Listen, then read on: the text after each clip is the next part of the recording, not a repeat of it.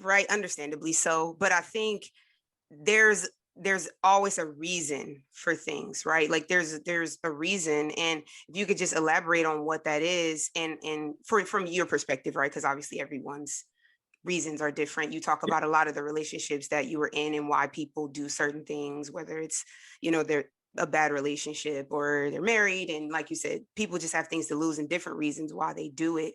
But for you, what was that journey like? And obviously the heartbreak, but just talk about your experience, essentially living on the down low.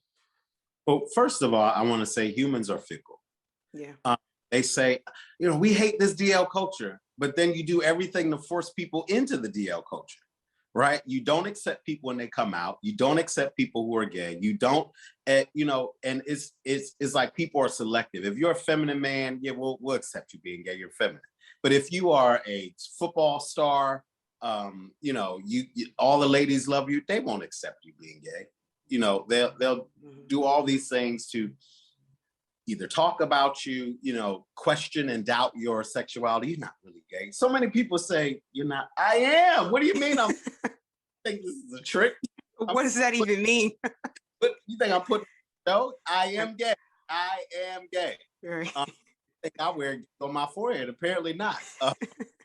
And so I actually have an ebook out called 10 Signs He's Living on the DL. And most people, are like, oh, this is scathing. It really talks to the people who perpetuate DL culture, which is the church, right? There's so many people and experiences I've had where pastors will marry gay people knowing full well that they're gay, or encourage people to suppress those feelings knowing full well they're gay.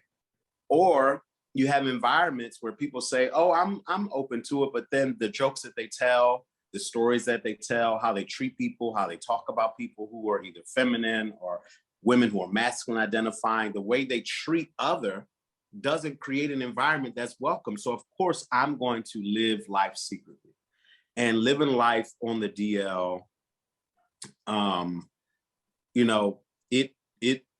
It's a psychological journey of continual suppression of self. And while many people try to normalize it, there's nothing normal about hiding who you really are. There's nothing normal about insulting the creator and shrinking your beauty, which is you. And so it was okay. It was gruesome, but it was also exhilarating. Like it was like I would have the hottest guys that all the girls wanted. And so that did something for me. That put a little something on a chip on my shoulder, like, y'all want him, but I got it.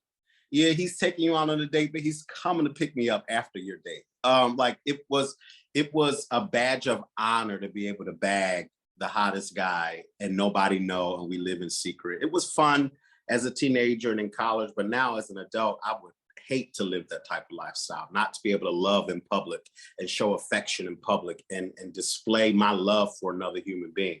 So it has its pluses and minuses, but overall it's toxic, and overall it's because of fear and hate, and anything that is sourced in fear and hate can't be good. Can't be good. Yeah. No, that totally makes sense. And I like how you talk about the scene from For Color Girls, and understanding when I think it's Omari Hardwick's character comes out and says he has like HIV, and like Janet's like distraught, but like the feeling of his humanity and like the deceit of her, and like all of those things. But I think it's, to your point, it is there's so many environments that create a reason for people to just not be themselves, not understanding that that's why people live that way. Because if people could just, as you described, walk around with your heels on as a 5-year-old, and if you could just explore who you are and get an understanding of who you are, there will be no such thing as a down low culture. People wouldn't hide who they are because there'd be no reason to. So people were mad, and watching that movie, people were mad at Omari's character. And I was like weeping because I felt for his character. and you know, people, oh, he's bad, he's this, he's that. But if people are real with themselves and the environments that they create, you don't make space for people to be themselves. No. And so they have no other choice but to go into hiding. And I mean, when he was just telling his story, his pain, I was like, wow, that is me. I've been there. I've been caught. I've confessed. You know, and it's gruesome. Yeah.